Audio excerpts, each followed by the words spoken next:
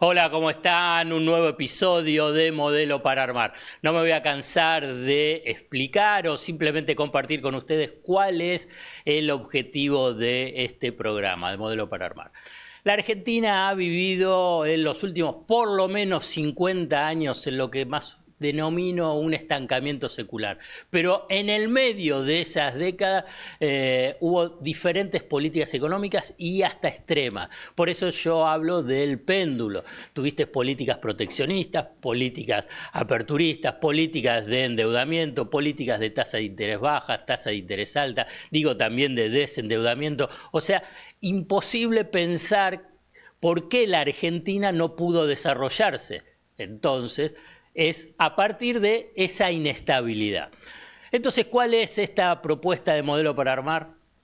Es tratar de encontrar algún tipo de, no de explicación, sino de aporte del pensamiento de diferentes corrientes, también de pensamientos, pero también de diferentes intelectuales. ¿Qué quiero decir intelectuales? Que no solamente economistas. No, la Argentina no puede ser pensada solamente por economistas, sino más una idea, un proyecto interdisciplinario. Por eso, en Modelo para Armar convocamos economistas, pero también politólogos, filósofos, empresarios, también va a haber periodistas, sociólogos, digamos, ¿por qué? Porque pienso que la ciencia económica o el abordaje de un país sobre modelos se necesita aportes interdisciplinarios. Y como último concepto, quiero decir, la economía no es una ciencia predictiva, para decir, viste que a los economistas siempre le dicen qué es lo que va a pasar. Pienso que la economía, además de ser una ciencia social, es interpretativa y que se nutre de la historia, la filosofía, la psicología, la sociología, pero también, obviamente, del cuerpo madre que es de la ciencia económica. Toda esta introducción es porque hoy estamos con un sociólogo especialista en desarrollo productivo. Pero más allá de eso, él fuera del aire me dijo, soy un economista camaleón, que me encubro o estoy alrededor del mundo económico. Pero además, la verdad, estoy muy contento de compartir este espacio con Daniel Steinhardt. Este es el invitado, porque yo creo que debe ser, no de los pocos, pero no son muchos los que han pensado y han trabajado en proyectos con aporte interdisciplinario para pensar una Argentina futuro. Hice toda esta larga introducción para hablar con Daniel Steinhardt, que además, quiero decir, es director de desarrollo productivo de Fundar. Gracias por la invitación, Alfredo, gracias. Y además soy ya fanático del programa, así que bueno, muy contento de estar acá. Bueno, como sabes, entonces, la propuesta inicial es que tenés 1 minuto, 5 minutos, 10 minutos para desarrollar puntos principales de ese modelo para armar para la Argentina. Quiero aclarar a quienes nos escuchan y nos ven, porque también leo cada uno de sus comentarios, porque me sirven a mí para tratar de cada vez hacer mejor el programa, que yo acá tengo un celular y en el celular anoto, no es que no le estoy prestando atención al entrevistado. Entonces anoto, va a salir obviamente una planilla, la pizarra en la televisión o en la tablet o en el celular donde ustedes lo están mirando, precisamente porque yo lo estoy escribiendo. Bueno, Daniel, vamos a escucharte. Bueno, a ver, antes que nada, yo me autodefino como desarrollista, pero el desarrollismo o el desarrollo no es un fin en sí mismo, yo digo es un medio. ¿Por qué un medio para qué? Para que la gente viva bien. En definitiva, el desarrollo es calidad de vida, es que la gente sea más feliz, que esté más satisfecha con su vida. Ahora, si uno tuviera que pensar el desarrollo en Argentina, claramente vos lo describiste muy bien, Alfredo. En las últimas décadas ha sido no hubo mucho match entre Argentina y desarrollo, no hubo un buen encuentro. Y si uno tuviera que pensar para adelante, ¿cuáles son los ejes para reconciliarnos con el desarrollo, reconciliarnos con la idea de bienestar? Yo diría que hay 4 grandes puntos. Hay uno, que es lo que podríamos decir una Argentina estable en términos macroeconómicos. Sin estabilidad macroeconómica no vamos ni a la esquina. somos un barril sin fondo si no tenemos estabilidad macroeconómica. Podemos hacer la mejor política industrial, la mejor política social, pero ahí se nos va a filtrar muchísimo producto de la inestabilidad. Va a ser muy ineficiente lo que hagamos con eso. Cuando hablamos, en un ratito hago doble clic sobre lo que es estabilidad macroeconómica, pero diría a grandes rasgos, equilibrio fiscal. Después hablamos un poco más de eso. Creo que es verdad que muchos países del mundo tienen déficit fiscal, pero Argentina, que no tiene una moneda confiable, una economía bimonetaria y donde la confianza en general en el país es reducida, lamentablemente el precio a pagar es tener equilibrio fiscal. Digamos, no nos podemos dar el lujo, por lo menos por un tiempo, de tener déficits persistentes.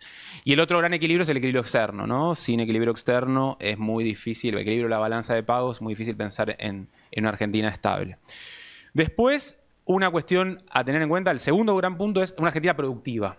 ¿Sí? Cuando digo Argentina productiva, me refiero a una Argentina más exportadora, una economía más compleja, una Argentina más compleja en términos productivos. Ahora también podemos hacer bastante doble clic sobre eso. Y déjame decirte sobre el tema de complejidad productiva lo siguiente. A ver, el mundo tiene cerca de 200 países. Estables hay más de 150. Argentina no está en esos 150, pero desarrollados hay 40. ¿Qué diferencia los 40 desarrollados de los otros 110? Estructuras productivas por lo generalmente complejas. La gran mayoría de las economías desarrolladas tienen estructuras productivas complejas, con alto peso de ciertas industrias de alta tecnología, servicios basados en el conocimiento. Y hay algo que yo creo que Argentina, si no explora cómo ir hacia ciertos sectores de mayor complejidad, va a ser muy difícil que nos podamos desarrollar. Digo, la región es toda estable, salvo quizás Venezuela, nosotros y alguna excepción más. El resto son países estables, tienen una macro ordenada, digo, Brasil, Uruguay, Chile, Perú, Colombia, no son desarrollados. Entonces la estabilidad macroeconómica nos ayuda quizás a crecer un poco más de lo que hemos venido creciendo, nos puede ayudar mucho a la inversión, pero con eso no alcanza. Yo no me conformo con ser un país estable, quiero ser un país desarrollado donde la gente viva bien. Y para eso tenemos que tener una Argentina mucho más productiva y más compleja en términos productivos de lo que somos. El tercer gran punto es, nada de esto se puede hacer sin una intervención del Estado importante. Ahora, el Estado argentino no ha estado a la altura de las circunstancias y con lo cual necesitamos transformar el Estado para poder tener una política pública eficaz que lleve hacia el bienestar. ¿Qué quiero decirte con esto? Básicamente, quienes somos... Yo me considero una persona estatista y vamos a mirar las experiencias de desarrollo en absolutamente todas, el rol del Estado fue muy importante. Desde Corea, Japón, Alemania, Estados Unidos, Francia, agarra el país que quieras, en todo el Estado tuvo un rol importante. A veces más proactivo, a veces menos proactivo, pero en líneas generales ningún país se desarrolló sin Estado. Ahora, si vos tenés un Estado con baja calidad de la intervención, es muy difícil ir hacia algún lado. Y Argentina ahí tiene muchísimo por mejorar. Después podemos hacer varios doble clics. Y la cuarta cuestión es, yo diría, la Argentina del bienestar compartido, el cuarto eje, que es un medio y un fin en sí mismo. ¿Por qué digo que es un medio y un fin en sí mismo? Porque en definitiva el desarrollo es buscar el bienestar compartido, pero a la vez... Una sociedad que es más alegre y más feliz, donde tenés necesidades básicas satisfechas, donde tenés nutrición adecuada, donde tenés educación, que yo creo que son grandes componentes del bienestar, también eso retroalimenta positivamente a los ejes anteriores. Sobre todo, por ejemplo, es muy difícil pensar una Argentina productiva, una Argentina compleja, si yo tengo un nivel educativo bajo de la población. Si yo tengo a los pibes que se mueren de hambre, el desarrollo cognitivo de esas personas va a ser muy, muy pobre después y va a ser muy difícil que esas personas después puedan desempeñarse en empleos de calidad, en startups o en sectores intensivos en conocimiento. Con lo cual, resolver algunos ejes centrales de lo que son un piso básico de necesidades básicas satisfechas es una condición de posibilidad para que todo lo demás ande y para pensar realmente en un bienestar mucho más grande, más ampliado y más compartido. Así que yo diría esos 4 grandes puntos. Argentina estable, Argentina productiva, transformar el Estado y unos pisos mínimos de bienestar satisfechos como precondición para que esa rueda pueda ser más lubricada. Buenísimo, Daniel. Como pueden ver ustedes ahora en la pantalla, ahí está el modelo para armar de Daniel Steinhardt. Entonces vamos a ir desarrollando punto por punto para tratar de entenderlo y ir profundizando el tema. Lo voy a dejar en lo último, que es desarrollo y bienestar, porque un poco de eso vos lo diste en el marco, me parece que está en el último punto, así lo vamos cerrado. Pero estabilidad macroeconómica. A ver, vamos a introducir los elementos para esa estabilidad macroeconómica que uno puede pensar para la Argentina, teniendo en cuenta lo que fue los últimos 50 años, es la precondición básica. A ver, ahí dejaste el punto, ¿no? Desde 1974 para acá, Argentina está entre los países del mundo que tiene un triste récord. ¿Sabes cuál es? ¿Cuál? Que casi estuvimos 1 de cada 2 años en recesión. Y si me apurás, lo de mi generación, que somos los que nacimos en los 80s, creo que es más de 1 de cada 2. Y los que nacieron en los 90 probablemente también. Entonces, somos un país de una tremenda volatilidad macroeconómica. Yo digo, esa volatilidad macroeconómica también nos lleva a ser un país también del electrocardiograma emocional, ¿no? Un día decimos somos país de mierda, al día siguiente mejor país del mundo, somos campeones, somos un país decadente, invivible. Y yo no sé a vos, a mí me pasa que esas dos emociones conviven en mí según el día, ¿no? Y creo que eso tiene un asidero en nuestra volatilidad de las últimas décadas. Ahora, retomando lo que le leía a Pablo Verchunov y a Martín Rapetti en una muy buena nota que sale el día del balotaje de Milei Massa en noviembre del 23, esa nota se llama no prendan fuego todo, creo que decía algo así, o no rompan todo, creo que decía. ¿A dónde salió En publicado? Panamá, revista Panamá. Ellos dicen algo que es muy interesante, dice, si vos mirás buena parte del siglo XX, Argentina en líneas generales sigue la tendencia de la región. Vos tuviste entre los 30 y los 70 la industrialización por sustitución de importaciones, con un desempeño de Argentina intermedio, peor al de Brasil, peor al de México, mejor que el de Chile y Uruguay. Bastante bueno en líneas generales, pero ni un milagro económico ni un fracaso, diría. En los 80 tuviste la crisis de la deuda, que lo tuvo gran parte de la región, hiperinflaciones, tuviste hiperinflación en Brasil, tuviste hiperinflación en Bolivia, varios países.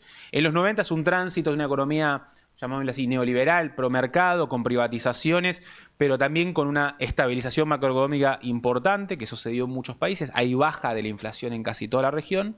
Los primeros años 2000...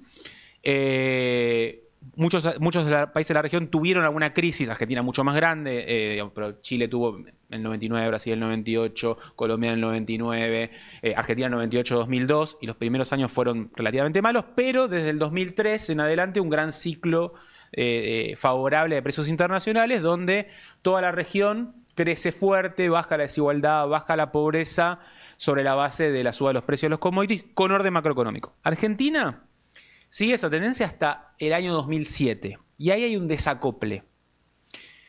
Ahí es donde Argentina se diferencia, diverge de la región, ¿no? Dicen Verchunov y Rapetti. Y nosotros empezamos a convivir con una inflación de 2 dígitos, cuando el resto de la región mantuvo inflación en 1 dígito.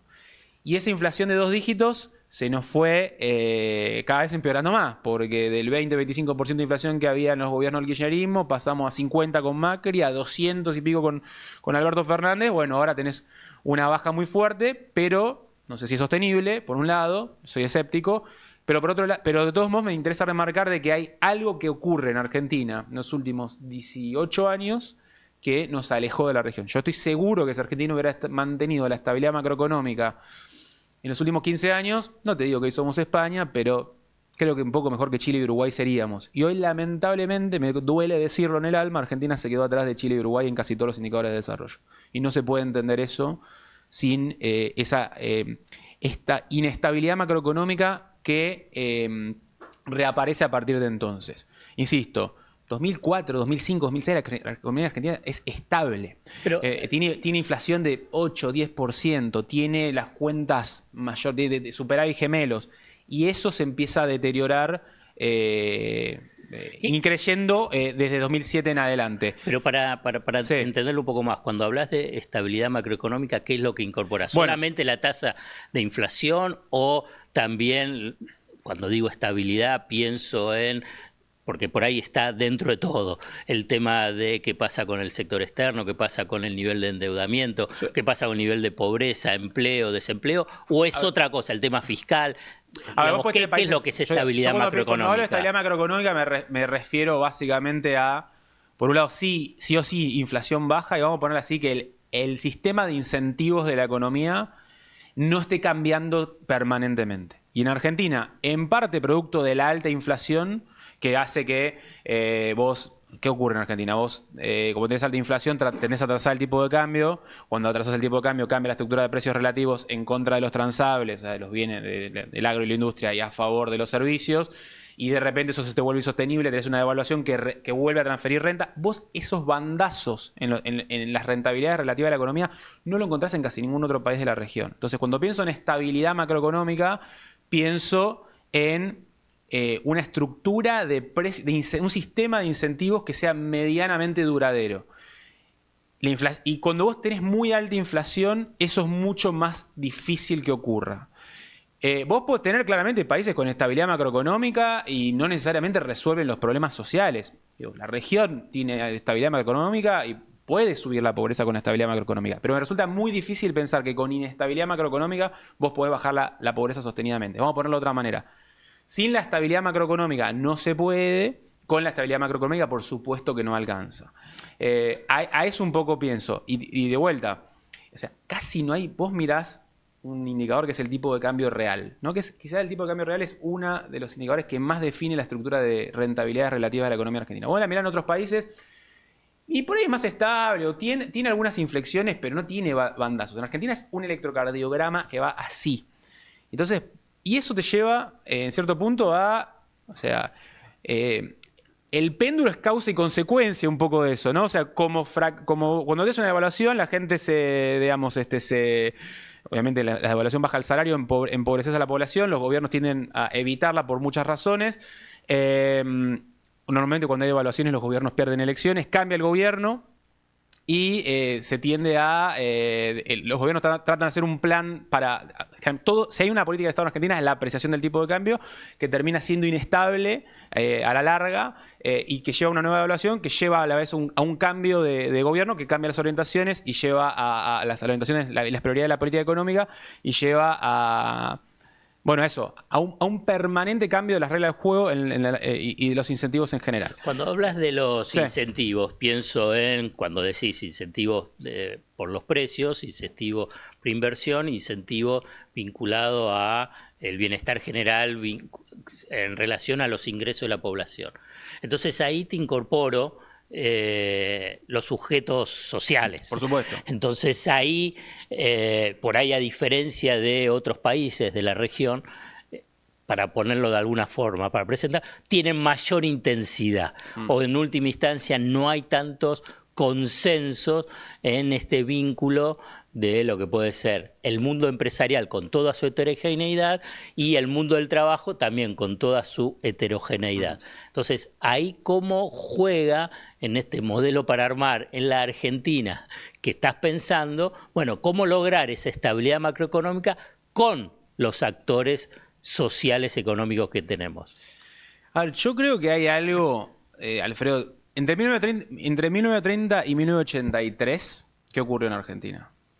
Hubo otro gran péndulo muy malo, que es la enorme inestabilidad institucional. Y nosotros logramos estabilizar un péndulo en el 83, que es la convivencia democrática. La democracia, por suerte, es algo que viene ininterrumpido desde ahí. Tuvimos que digamos, sufrir tremendas dictaduras para que de repente haya aprendizaje en los actores que lleva a decir, che, no podemos seguir así y llegamos a consensos básicos para estabilizar la democracia. Yo quisiera creer que los actores, tarde o temprano, hay capacidad de aprendizaje para decir, che, no podemos seguir así con la cuestión económica. O sea, estabilizamos la democracia, tenemos que encontrar la forma de estabilizar ciertos consensos básicos en materia económica. Acá, déjame ampliar un poco más. A ver, yo veo, digamos, que hay...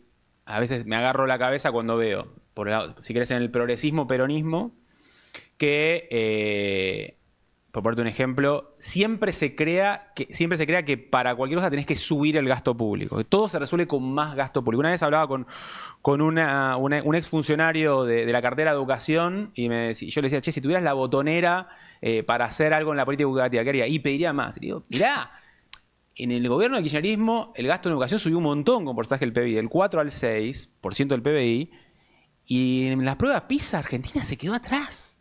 y casi que no hay ningún indicador donde vos encuentres en Argentina, y esto me duele decirlo, que es que dados los recursos que invertís, el resultado sea bueno a nivel público. Por parte de un ejemplo, somos el país número 20 en médicos per cápita del mundo, en esperanza de vida el 77. El ejemplo que te acabo de dar, subiste el gasto en educación con porcentaje del PBI y la calidad educativa, en general, por lo menos por los indicadores que se ven, no parece haber mejorado en esa proporción.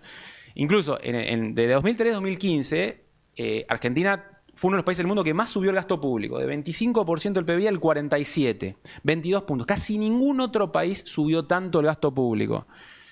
Y si bien mucho de ese gasto público fue a cuestiones redistributivas, moratoria previsional, AUH, etcétera, que permitió bajar mucho la desigualdad, Argentina también es uno de los países que más la baja la desigualdad en esos años, también muchos de los bienes públicos, digamos, la calidad de los bienes públicos no mejoró en una proporción comparable con haber subido 22 puntos el gasto. Entonces, hay un común denominador del gasto en Argentina que es una relativa ineficiencia. Y ahí es algo donde yo digo, ¿cómo puede ser que la agenda de Estado eficiente, de modernización del Estado, sea, yo te lo diría un peronista, ¿cómo puede ser que sea el macrismo? ¿Cómo puede ser que el macrismo ya tenía un ministerio de modernización y el peronismo no pueda plantearse eso? Es una agenda donde siempre se crea que ante todo lo vas a resolver con más empleo público o con más salario público o con... Bueno, no digo que no haya que hacer algo de eso, pero nunca la eficiencia es la prioridad. Y hoy creo que en un momento donde vos tenés restricciones fiscales por doquier y probablemente esas restricciones fiscales las tengas por bastante tiempo más, no existe otra forma de salir del laberinto por arriba que mejorar la eficiencia del gasto. Y de vuelta, Argentina ahí está muy mal. Eso es uno de los comentarios que diría a un ideario más, digamos así, progresista. Quienes somos estatistas tenemos que tener la calidad de la intervención estatal al tope de gama de las prioridades. Ahora, después yo también, otro de los consensos que quisiera llegar con el empresariado, o que normalmente tiende a ser más filoderechista, digamos. El mundo de la ortodoxia. Che, no puede ser que estén destruyendo el sistema de ciencia y técnica, que es nuestra... No hay casi inversión pública que rinda más a largo plazo que la científica y tecnológica, que estén destruyendo la obra pública y que nadie diga nada. Que estén destruyendo el INTA, que estén destruyendo el CONICET, que estén destruyendo muchos de la institucionalidad del sistema de ciencia y técnica. Ningún país se da el lujo de hacerlo y acá lo hacen, el gobierno actual lo está haciendo con total agresividad y total pésimo diagnóstico y nadie diga nada. Tenemos que tener una política de Estado respecto a que ningún país se da el lujo de regalar su ciencia. Otra cuestión que le diría a la mirada más liberal es, che, no puede ser que seas tan antiindustria, hermano. Yo estoy de acuerdo que, ahí si querés me meto en la Argentina productiva. La Argentina productiva del futuro no puede pensar en reindustrializar pensando en una industria como 1950-60. Yo digo, tiene que neoindustrializar. Brasil habla de neoindustrializar, me gusta el término. Una nueva industria que suponga apostar a sectores más de alta complejidad, industria farmacéutica, biotecnología, industria satelital, ciertos segmentos de bienes de capital. Muchas de las industrias ligadas a recursos naturales, las que te pueden dar divisas, pero no podemos seguir pensando que la industria del calzado va a ser tu motor de la economía. Eso sí que es otra crítica que le hago a la mirada más nostálgica del peronismo. Pero a la vez lo que le diría a las miradas más liberales, que son muy antiindustriales, es, escuchame, prácticamente no hay países del mundo que se hayan desarrollado sin industria. El mundo hoy está apostando por las políticas industriales y vos me estás diciendo que las políticas industriales no sirven para nada o que simplemente y haces digamos, te haces la vista gorda con la destrucción del sistema científico y tecnológico. Ahí me encantaría poder encontrar un consenso, decir, che, necesitamos ciencia y tecnología, necesitamos una nueva industria. Hay muchas ramas industriales que deberían prosperar, que el Estado requiere una buena política industrial, es necesaria a tal fin. Y ahí es donde todavía veo en ciertos sectores más de la ortodoxia bastante distancia respecto a eso. Vos ahí, digamos, para ponerlo como, no disparador, pero sí como un contexto, pensás que la estabilidad macroeconómica necesita esos consensos básicos de una política de Estado más allá de las diferencias ideológicas que van a seguir estando, diferencias ideológicas o políticas. Digamos, la estabilidad macroeconómica necesitas una precondición. Estoy tratando de interpretar, sí, que logre unos consensos básicos, sí, digamos, en los sujetos económicos, para generar marcos precisamente de esos acuerdos. Consenso uno es, y esto es, si querés un guiño, a una interpelación a la mirada más heterodoxa tradicional, tenemos que poner al tope de la prioridad la idea de la calidad de la intervención estatal. Sí, es uno de los puntos que vos planteás. Por eso digo, Sobre todo teniendo en cuenta que, a ver, no necesariamente más te resuelve las cuestiones. Digo, te pongo otro ejemplo. Digo, 2 provincias con el mismo nivel de gasto en educación tienen resultados educativos muy diferentes. Eso te muestra, eso es la gestión. Quienes creemos en el Estado y la gestión, que gestionar bien significa que dado un peso yo puedo lograr un resultado mucho mejor que otro que con un peso no logra ese resultado. Pero pasemos al segundo punto que vos estás mencionando, que yo creo que es parte de, yo creo que esa construcción de consenso, que vos lo vinculás, decís equilibrio fiscal. Y el equilibrio fiscal, inmediatamente vos lo mencionaste con una economía bimonetaria, lo que te hace un desafío diferente a los equilibrios fiscales o las situaciones fiscales de otros países. Claro, lo que te quiero decir es, la gran mayoría del mundo tiene déficit fiscal. ¿Cuál es la gran diferencia del mundo con Argentina? Que el resto del mundo ha logrado construir confianza en una moneda y probablemente tiene un riesgo país estructural mucho más bajo. Entonces, sí, ahí vos podés, el déficit lo podés financiar con deuda de una forma más o menos sostenible, o incluso cuando emitís, bueno, ese sobrante de pesos no necesariamente va al dólar, o no va a la moneda dura. La diferencia argentina es que, lamentablemente, producto de todo lo que hemos venido charlando, cuando tenés un déficit fiscal es muy difícil endeudarte, o porque tenés tasas muy altas, se vuelve insostenible, o cuando emitís, esa emisión va a dólar en lugar de no ir a dólar. Entonces, lamentablemente, el precio a pagar, producto de que hemos hecho malas cosas en las últimas décadas, es que, bueno, tenemos que tener un equilibrio fiscal que otros países se pueden dar el lujo de no tener. Pueden tener un déficit. Yo cuando digo equilibrio fiscal, digo déficit cero, vamos a ponerlo así. Otros países pueden tener déficit de 3, 4, 5 puntos y eso no les explota por todo lo que acabo de decir. Entonces, hasta que podamos recuperar la confianza en la moneda, hasta que podamos recuperar la confianza en el país, bueno, va a haber un precio a pagar por eso. Ahora, si vos me decís a mí, una forma, vos el déficit probablemente, o el equilibrio fiscal lo puedes conseguir de 2 maneras. Gastos, por supuesto, e ingresos. Bueno, ahí es la clave. Bueno, a ver, gasto. Hay una parte del gasto de Argentina, ahora obviamente eso el gobierno se pasó 50 estaciones en el ajuste del gasto, pero vamos al 2023 si querés. Había una parte del gasto en Argentina que era totalmente ineficiente, que no iba a los sectores que más lo necesitan y que era totalmente ajustable. Los subsidios es el caso más emblemático de eso. Después, digo, la verdad, hay una cuestión, lo tengo que decir, Argentina tiene el 19% del empleo en Argentina es público. Es la cifra más alta de la región, si querés sacando Cuba, Venezuela. Yo no tengo nada en contra del empleo público, pero tengo que garantizarme que la calidad de los bienes públicos que me ofrece ese 19% de empleados sea relativamente buena y no ocurre. Por lo menos quiero tratar de mejorar mucho la calidad de los bienes públicos dado la cantidad de empleados que tengo. Es relativamente alta para los resultados que tenemos. Y después, por otro lado, por el lado de los ingresos, creo que una cuestión que es muy importante, que se lo escuché a Manuel Asquiz acá y yo ya lo venía pensando bastante, es una reforma tributaria que sea, por un lado, progresiva. Argentina tiene un sistema impositivo bastante regresivo. Vos tenés que comprarle mucho más impuestos a los altos ingresos, por poner un ejemplo.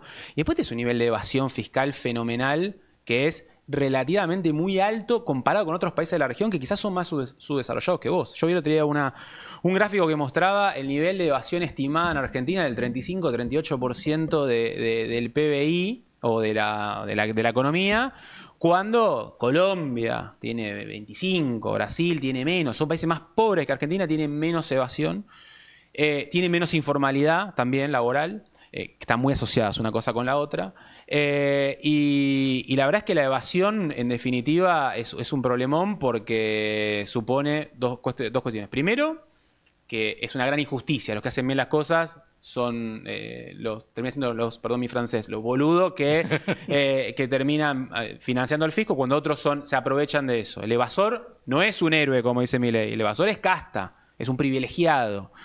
Eso por un lado. Y por otro lado, vos terminás cobrando muchos impuestos, si querés, a empresas que querrías promover, producto de que, no puedo cobrarle un montón de impuestos a otros que están evadiendo, y entonces termino pescando dentro de la pecera, lo cual afecta a la competitividad. Entonces, el combate a la evasión tiene que estar en el tope de las prioridades de la política pública, y ahí creo que las nuevas tecnologías pueden ayudar. Y hay algo que también se lo escuché a Manuel, que también en Fundar lo veníamos charlando internamente, que me parece que es una idea provocadora, pero que vale la pena, que es el famoso impuesto al efectivo, ¿no? La economía se ha tendido a ir digitalizando y la verdad es que ahí hay una herramienta muy grande, esa voluntad, creo yo, para poder fiscalizar mucho más. Digo, de vuelta, no puede ser que Colombia tenga menor nivel de evasión o Brasil que Argentina. O sea, algo estamos haciendo mal. Entonces, volviendo a la cuestión, por un lado, la recaudación puede mejorar en su estructura y también salir a buscar fuera de la pecera que la que estamos pescando ahora, que incluso te da quizás incluso cierto margen fiscal para bajarle impuestos a los que hoy son cumplidores. Y por otro lado, el gasto se tiene que poder eficientizar bastante. ¿Sabes que hay algo que es muy llamativo del gasto público de Argentina, que a mí me parece que es gran parte de la cuestión? Hay muy pocos países del mundo donde el coeficiente de Gini, que es la métrica que más se usa para, una de las métricas más usadas para medir desigualdad, más baja después de la intervención del Estado. Argentina, el Gini baja mucho después de la intervención del Estado. Es decir, el Estado argentino es muy redistribuidor. Ahora bien, esa redistribución puede surgir por P o por Q, digamos. Vos por precio o por cantidad. ¿Qué te quiero decir? Vos podés tener un programa muy progresivo, pero que quizás son 2 pesos y no mueve la aguja del Gini. Puedo tener un programa muy grande y que es muy progresivo, como la UH, que me baja mucho el Gini porque combina bastante monto y muy progresivo. Y puedo tener programas que quizás son todavía más grandes que la UH, pero que no son tan progresivos y entonces bajan un poco el Gini porque es grande, pero mucho se te filtra hacia sectores de altos ingresos. Los subsidios a la energía. Los subsidios a la energía bajan la desigualdad porque el subsidio a la energía le mejora más el bolsillo a alguien de sector de menores ingresos que a alguien de mayores ingresos. Pero mucho se filtra hacia sectores que no lo necesitan. Entonces, el Estado argentino en general ocurre mucho eso último. Si tenés terminás bajando mucho la desigualdad, no porque seas particularmente progresivo, sino porque gastás mucho. ¿Y cuál es el problema de eso? Que como gastás mucho, tendés al déficit. Como tendés al déficit, tendés al desequilibrio macroeconómico. Como tendés al desequilibrio macroeconómico, tendés hacia la inflación y la inestabilidad. ¿Y quién la paga? Los pobres, que son los sectores que querías promover. Hay un paper que me voló la cabeza de la gente del Center for Equity Government, creo que se llama, que es un think tank centrado en equidad, que analiza el sistema fiscal de Argentina y cuenta esto. Dice, es enormemente redistributivo, pero podrías, quizás, si fueras mucho más eficiente y progresivo en el gasto, con menos gasto lograr el mismo resultado. Claro. Y ahí es donde yo digo, el peronismo o quienes o mismo los que tienen una mirada más socialdemócrata o mismo una centroderecha con sensibilidad social, tendrían que poner al tope de las prioridades cómo logramos bajar la desigualdad de la mejor manera, optimizando recursos que sabemos que no son abundantes. Vos me mencionaste el tema de la economía bimonetaria. Me parece que es una inmensa restricción para el desarrollo en la Argentina. ¿Cómo imaginas que esa economía bimonetaria puede convertirse en monetaria y en moneda propia? A ver, de vuelta, la estabilidad macroeconómica, digamos, el equilibrio fiscal ayuda, no lo resuelve. Después creo que ahí es donde lo productivo tiene un rol importante porque lo productivo incide en lo macroeconómico, ¿no? Muchas veces, viste que yo a veces veo en los ortodoxos una idea de que, la restricción externa no existe, que lo productivo medio que es una agenda de cuarto orden. Y yo digo, bueno, mirá, ¿da lo mismo tener una sequía o no tener una sequía? No. Tengo una sequía, te va a quedar los dólares, vas a tener una devaluación. Entonces, por más equilibrio fiscal que tengas. ¿Da lo mismo tener vaca muerta que no tenerlo? No. Si no tenemos vaca muerta, hoy el dólar estaría en 3.000 pesos, 2.000 pesos. La pobreza estaría 20 puntos arriba probablemente. Entonces, lo productivo es muy importante porque de ahí surgen las divisas que te ayudan a estabilizar la economía. O sea, no es solo... A ver, vamos a ponerlo así. El equilibrio fiscal te ayuda a que mucho del sobrante de pesos no vaya a comprar dólares que después te presionan sobre la cotización. Ahora, la estructura productiva vía las exportaciones es la que te ayuda a tener los dólares suficientes para mantener esa estabilidad. Si yo rompo la estructura productiva, no tengo... Si Argentina exportara a cero, el dólar está en un nivel infinito. Entonces, yo creo que acá hay una oportunidad que es que el mundo que se viene parece ser un mundo que va a permitir a Argentina destrabar un estancamiento exportador que lleva ya desde el 2007, lleva 18 años. Y ahí tenemos una oportunidad para tener nuevos dólares, nuevas fuentes de generación de divisas, sobre todo ligado a la energía y a la minería, que pueden ayudar a la economía argentina a darle dólares que hasta ahora escasearon, que debería poner muchos granos de arena para ayudar a estabilizar y a dejar de ser una economía monetaria. Quiero incorporar un dato, porque por ahí Daniel no lo comenta, pero él preparó junto con todo un grupo interdisciplinario, me parece que hasta fueron varios trabajos, más de 3.000 páginas, ¿no?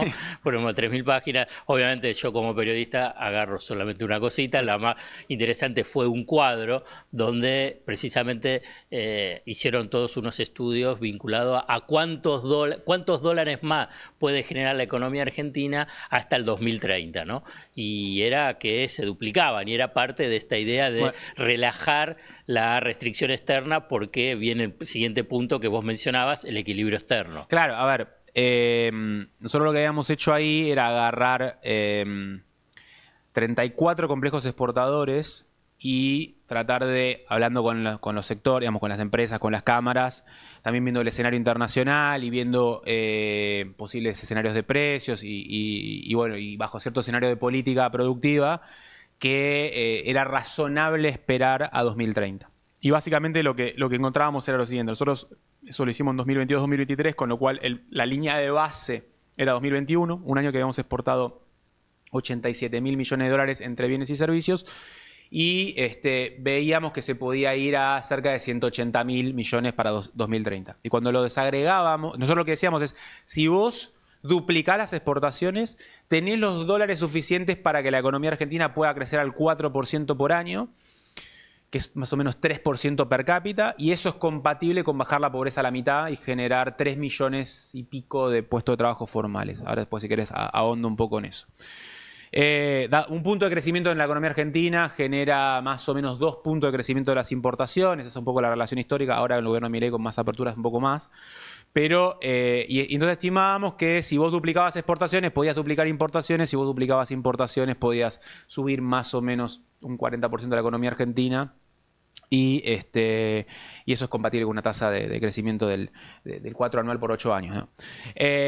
Ahora, cuando mirábamos si efectivamente Argentina podía duplicar las exportaciones, encontrábamos que sí, y mirábamos qué complejos exportadores eran los que más podían mover esa aguja, los que más pueden mover esa aguja, porque creo que el diagnóstico sigue siendo bastante, lo sigo manteniendo bastante. A ver, básicamente esos 34 complejos exportadores te los voy a agrupar en 5 grandes, 5 grandes rubros. La agroindustria. Nosotros exportamos, dependiendo del año, según la sequía y precio, pero en el 2021 habíamos exportado cerca de 50.000 millones de dólares en productos agroindustriales. Soja, aceite de soja, maíz, carnes, legumbres, vinos, etcétera, lácteos, etcétera. Y lo que veíamos es que ahí no había tanto por crecer. Veíamos ir de 50 a 60.000 millones de dólares en 8 años, un 20%. Principalmente por lo siguiente. Primero, que partíamos en el año 2021 de justo la pospandemia, tenía altos precios internacionales. De hecho, acordate, en esa época la soja estaba a 500, 600 dólares, hoy ya bajó. Y todos los escenarios de la FAO y otros organismos mostraban de que era probable de que los precios no se sostuvieran a niveles tan altos, con lo cual ahí ya arrancabas en negativo. Y la segunda cuestión con el tema agroindustria es que Argentina no puede expandir mucho más la frontera agropecuaria de lo que ya está expandida, por razones ambientales, y ya la tenés muy desarrollada. Es bastante distinto a lo que fue Brasil las últimas décadas, que estaba todo por hacerse. Entonces, la única que te queda es incrementar la producción agropecuaria, particularmente vía mejora de productividad, ¿sí? Que supone incorporación de tecnología, o agregándole valor a la producción primaria. Es decir, en lugar de exportando maíz a 300 dólares la tonelada, exportando cerdo a 2.000 dólares la tonelada. Y eso es, comillas, más difícil que la mera expansión de la frontera. Entonces, ahí veíamos, digamos, cierta moderación en nuestras proyecciones de exportación agroindustrial. De todos modos, hay que hacer muchísima política agroindustrial, no significa que no, pero no veíamos un gran salto de divisas. Acá hay discusiones, ¿no?, con otros colegas, por ahí son más optimistas respecto a que por ahí se puede duplicar las exportaciones agroindustriales. Nosotros sigo teniendo el diagnóstico de que no le veo tantísimo dinamismo potencial. Donde sí veíamos un gran, lo que llama un game changer, un cambiador total de la escena, es en energía y minería. En ese momento Argentina exportaba 5.000 millones de dólares de energía, hoy ya estamos en 10.000, y lo que la proyección a 2030 es, que creo que sigue siendo más o menos, el consenso del mercado sigue siendo parecido, es superar 30.000 millones de dólares, principalmente vaca muerta, ¿no? Petróleo crudo, gas natural licuado como los dos grandes productos de eso. Y Argentina sea, para 2030 vemos, creo que va a ocurrir, Vaca Muerta en un nivel de relevancia en las exportaciones equivalente a un complejo sojero o más. Sin ir más lejos, Neuquén ya es el quinto PBI de Argentina, la quinta provincia en PBI, ya es el 4% del PBI de Argentina, ya superó a Mendoza. Yo creo, no me extrañaría que en 10 años, 8 años sea relevante, tan parecido a Santa Fe o Córdoba, que son el 8% del PBI, el 7-8%. Así que eso lo vemos, creo que Vaca Muerta es una realidad que está ocurriendo y todo indica que eso va a caminar. Minería, sí, es el tercer gran complejo exportador. Ahí lo que veíamos era que partíamos de unos 3.500 millones de dólares de exportaciones y veíamos que se podía ir a 20.000 millones de dólares para 2030. Ahora la estimación de la Secretaría de Minería es llegar un poquito más, 25.000 millones para 2032-2033. Fundamentalmente sobre dos minerales que son centrales en la transición energética que está recorriendo el mundo. Litio y cobre. Básicamente son esos dos. El litio se usa muchísimo en vehículos eléctricos, es el mineral estrella, uno de los minerales estrellas de los vehículos eléctricos. Y el cobre también se usa en los vehículos eléctricos y en todo lo que es distinto tipo de energías renovables y procesos de electrificación que son necesarios para ir a una economía más limpia. Y la verdad es que Chile tiene la misma cordillera de los Andes que nosotros, ellos exportan más de 50.000 millones de dólares minerales, nosotros 3.000 y pico, ahora un poquito más, 4.000. Y ahí, bueno, claramente la perspectiva está, si me apurás, te diría todavía más una promesa que una realidad. Todavía hay riesgo de venta de humo al respecto, digamos, hay riesgo. Creo que el litio es más una realidad que el cobre. El cobre creo que tiene un potencial gigantesco. Ojalá que sea que deje de ser por ahora palabrerío y que realmente se concrete. Y eso además también subiría la importancia económica de provincias como San Juan, Catamarca, Salta, Jujuy. Bueno, después tenemos las famosas manufacturas de origen industrial, que en Argentina más o menos portamos unos 18.000 millones de dólares.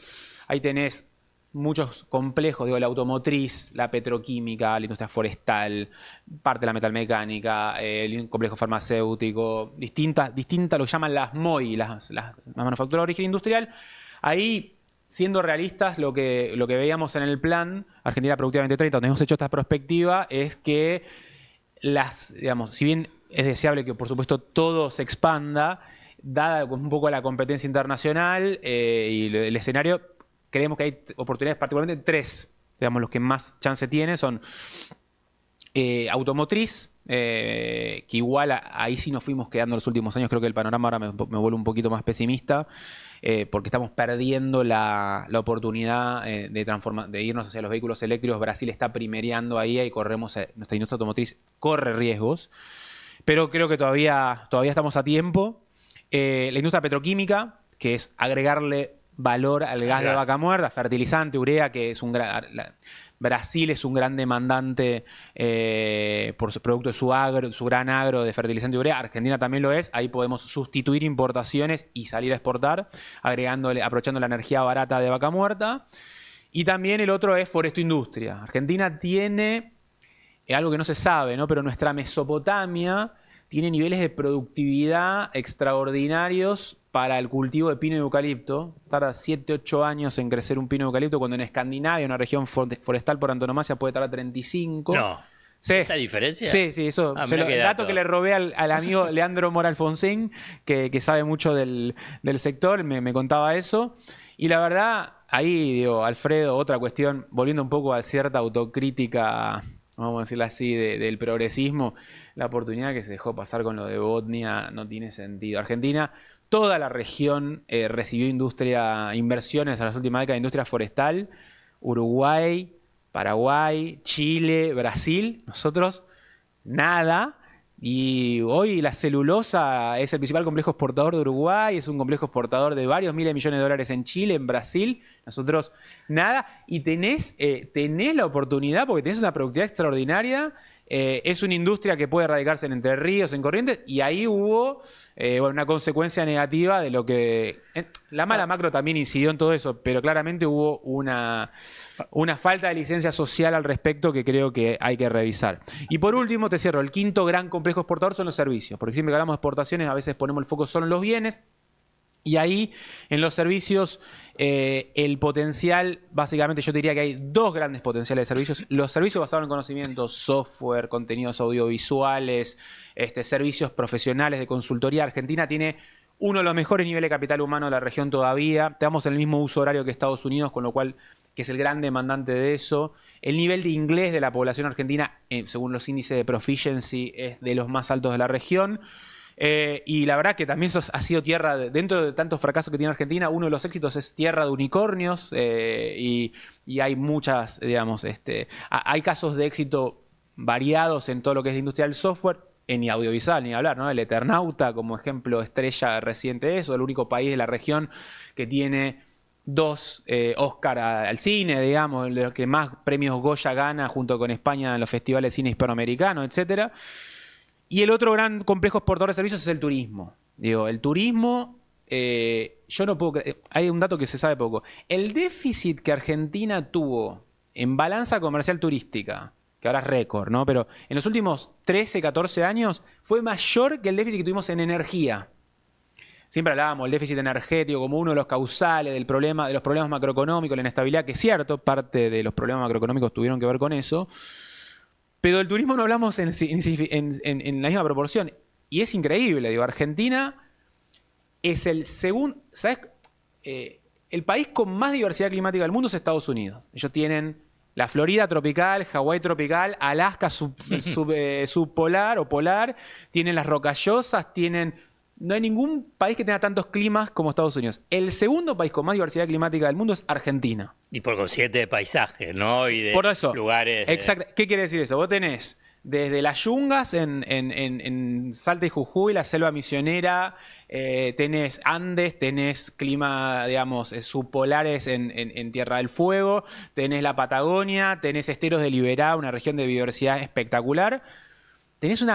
El turismo de naturaleza en el mundo es uno de los segmentos que más crece, muy asociado a la conservación, a intereses ambientales, y sin embargo tenemos un déficit gigante en la balanza turística, producto, creo yo, de varias cuestiones. Una es una falta de infraestructura turística que es relevante.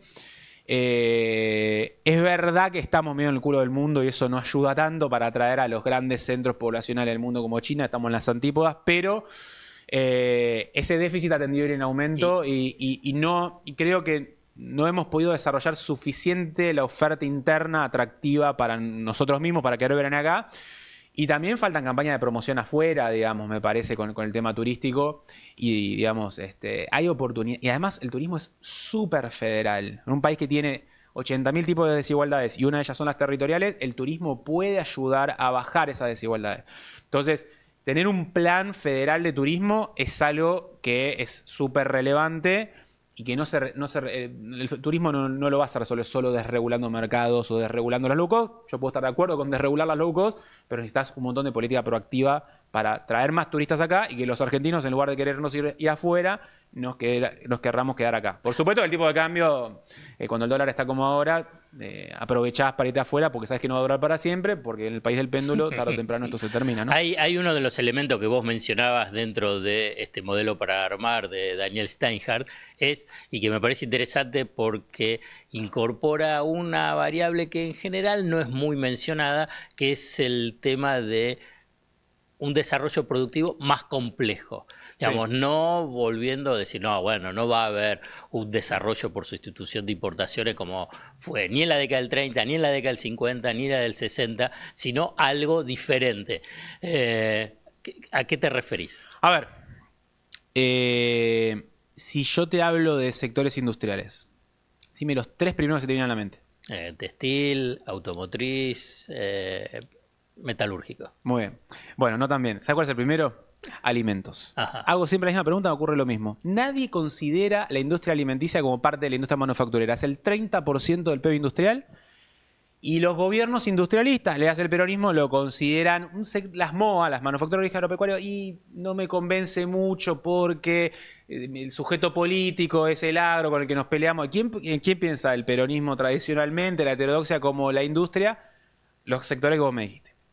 Bueno, La verdad es que el mundo es un poco distinto al mundo de 1960-1970, y si vos me preguntás, yo miro qué hacen las políticas industriales de otros países, y miro qué ocurrió con las industrias en la región, y en Occidente, y en Oriente, lo que me encuentro es lo siguiente. A ver, la política industrial en el mundo está de regreso. Los países vuelven a apostar por la industria, pero no apuestan por cualquier industria, apuestan por las industrias, llamémosle así, de alta complejidad.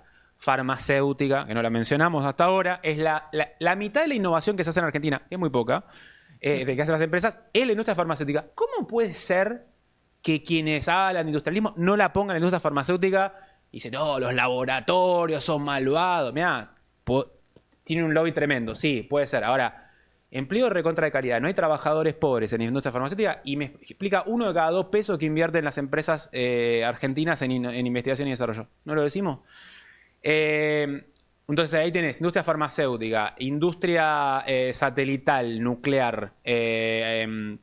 Tenemos parte de los que son bienes de capital ligados a estos complejos que van a traccionar la economía. Digo, la minería en Argentina tiene que venir de la mano del desarrollo de proveedores asociados a proveedores industriales que la acompañen. Yo quiero que la minería en Argentina tenga, que las mineras argentinas las mineras transnacionales que operan en Argentina, en 5, 8 años demanden cierto tipo de maquinarias a las pymes metalmecánicas que están en Santa Fe, en Córdoba, en Buenos Aires. Eso requiere política, y creo que ahí hay una oportunidad. Ni que hablar con las empresas productoras de bienes de capital que pueden proveer a vaca muerta. Bueno, la industria alimenticia es un sector que ya te dice, el principal rama industrial, es la más competitiva de todas, la que nos puede dar dólares, y el industrialismo siglo XX tiende a no darle bola. Entonces yo lo que digo es, esos sectores claramente hay que promoverlos. Ni que hablar, hay varias industrias que llamaríamos capital intensivas que pueden crecer agregando valor a recursos naturales. La petroquímica, te mencioné anteriormente, es agregarle valor al gas de vaca muerta. Mismo el gas natural licuado es agregarle valor es industria, digamos. Ciertos materiales activos del litio, con las baterías soy un poco más escéptico por la escala que se requiere, pero ciertos materiales activos del litio podés avanzar en la cadena de valor. Todo eso creo que sí es súper importante. Ahora, la industria de la Tierra del Fuego, por poner un ejemplo, el ensamble de electrónicos, la industria del calzado, son sectores problemáticos que en general los industrialistas tienden a poner muchísima energía en esos sectores y se olvidan de los otros y ponen muchísimo recurso o mismo protección a muchos de esos sectores, y después los resultados sociales y productivos esos son muy pobres, Alfredo. Te voy a poner un ejemplo. Digo, el régimen de Tierra del Fuego, el ensamble de electrónica en Tierra del Fuego cuesta aproximadamente $1.000 millones al año, el gasto tributario. Que es 2 veces el presupuesto del CONICET. Es 2 veces más que toda la sumatoria de todos los programas de política industrial que hay en Argentina. O que hubo, ahora ya no hay más, pero que había en el 2020, 2021, 2022. Y la verdad, para generar, qué sé yo, 8.000 empleos con prácticamente cero contenido local, con cero innovación local, para que la electrónica encima sea cara, no me da la cuenta. O sea, está bien, algo hace, pero acá vuelvo a algo que te decía anteriormente. Dado los recursos que volcás, los resultados son muy pobres.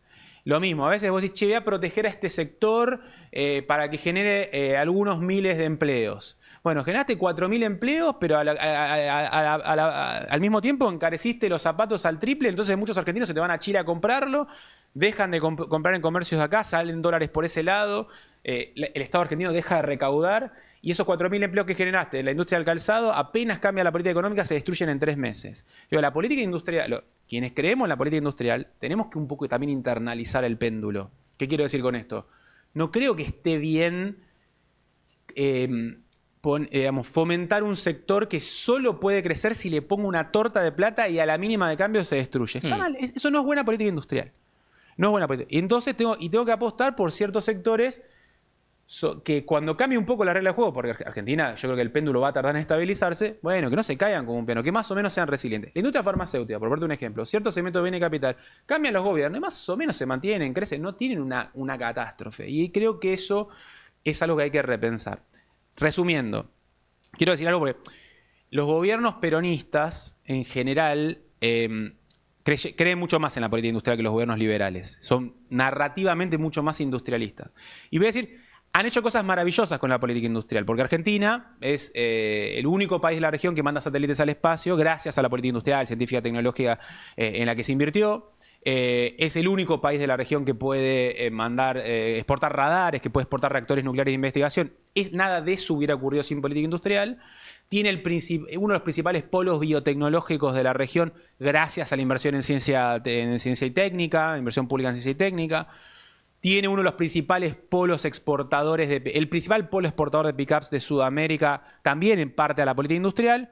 Qué bien todo eso. Ahora, hubo un nivel de despilfarro también de los recursos en ir a fomentar cierto tipo de sectores. Creo que el ejemplo más fuerte de eso es Tierra del Fuego, que de haberlo invertido de otra manera, probablemente los resultados hubieran sido mucho mejores. Y cuando se intentó reformar eso, porque en el 2020-2021 se intentó reformar, ahí, digamos, el lobby en general y muchos de los actores que son parte del soporte coalicional del peronismo se aglutinaron y bloquearon esa reforma.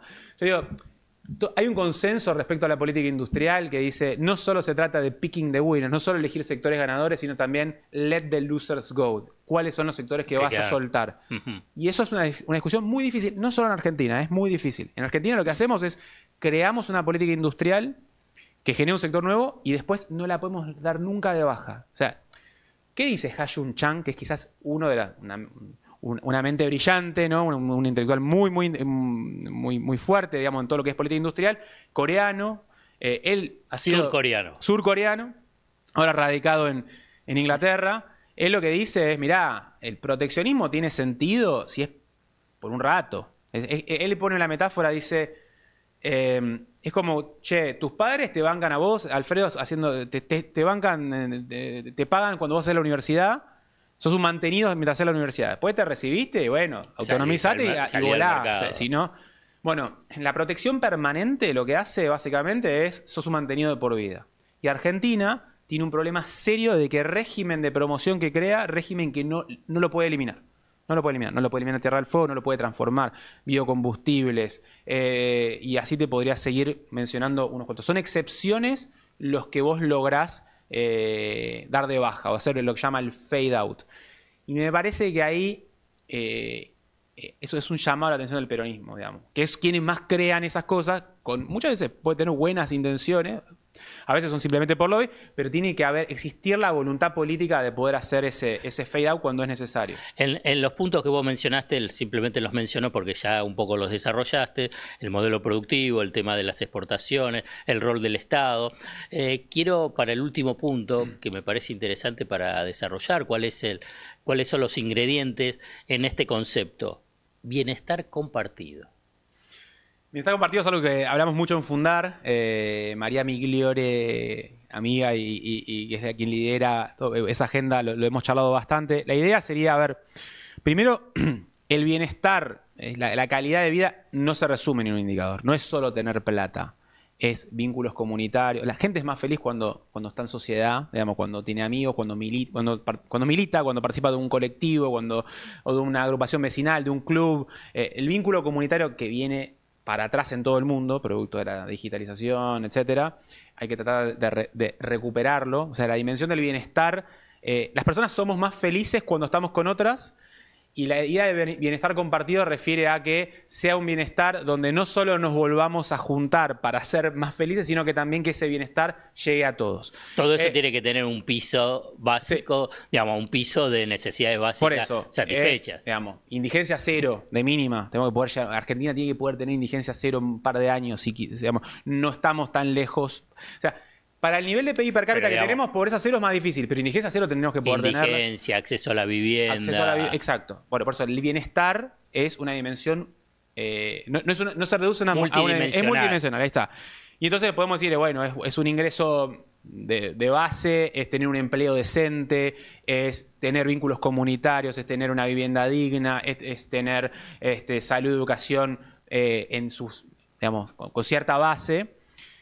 Nada de eso. Yo creo, vuelvo a algo a lo que decía anteriormente, es muy difícil pensar en tener altos niveles de bienestar al estilo de los europeos con el nivel de PBI per cápita que tenemos, ¿sí? O sea, Argentina tiene que crecer si quiere masificar su bienestar. Por eso toda la agenda que hablamos anteriormente es una condición de base para amplificar ese bienestar.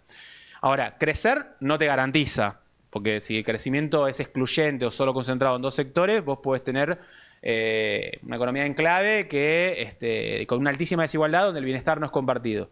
Y por otro lado, volviendo a esta idea del bienestar compartido como medio y como fin, el hecho de que tengamos pisos mínimos resueltos puede ayudar a complejizar la matriz productiva, por ejemplo, teniendo gente más calificada que después trabaja en una empresa de software que a su vez genera divisas, que es dinámica, etc. Bueno, muchísimas ideas para ese modelo para armar de Daniel Steinhardt, pero ahora le tenemos que poner un título. El modelo para armar de Daniel Steinhardt. Te estoy dando un poquito de tiempo para que pienses el título. El título y voy a tirar un título y ahora te lo agrego, te lo desarrollo un poquito. Yo te lo diría es, podemos ser un gran país. Podemos ser un gran país sería, yo creo que tengo cierto optimismo con el país en el sentido de, a ver, no creo que el rumbo actual me haga ser optimista, pero sí creo que el potencial para ser el país. El título es podemos ser un gran país. Ahora, te lo elaboro. Yo digo, hay tres verdades sobre la Argentina que son simultáneas. La verdad número uno es, no somos un país de mierda. ¿Qué quiero decir con esto? En prácticamente todo, Argentina es un país de mitad de tabla para arriba a nivel mundial y regional. ¿Sí? Agarrá esperanza de vida, tenés más esperanza de vida que esos 77 años acá, 73 en el mundo. Agarrá años de escolarización de la población, acá es 11 años promedio, en el mundo es 8, la región es 9. Agarrá pobreza por ingresos, que acá es muy alta, en el mundo es todavía mayor. Si el mundo midiera la pobreza como se mide en Argentina, tiene 60% de pobres, nosotros tenemos 35-40. Agarrá la dimensión democracia, la calidad democrática en Argentina. Argentina está ante los... ahora con Milei bajó en 2024 los índices de calidad democrática, pero hasta el 2023 estábamos entre los 35 países con mejor calidad democrática, cercano a un país desarrollado. Y así, igualdad de género. ¿Hay mucha desigualdad de género? Sí las hay. Aún así, comparado con el resto del mundo, somos un país de relativamente baja desigualdad de género. Te pongo un indicador. El tiempo, la desigual carga del trabajo no remunerado entre varones y mujeres, que existe en todos los países del mundo, en Argentina es más acotada que lo que existe en gran parte del mundo. O sea, el 65% del tiempo el trabajo no remunerado lo hacen las mujeres, el 35% los varones. Hay desigualdad, ningún país tiene 50-50, pero en otros países las mujeres es el 70, 80, 90, claro, 95% del tiempo. Entonces, agarres la dimensión que agarres, salvo si querés inflación, en general Argentina es un país de mitad de tabla para arriba a nivel mundial y regional. Segunda verdad, estoy en contra del discurso puramente nostálgico. Ojo con creer que todo tiempo pasado fue mejor.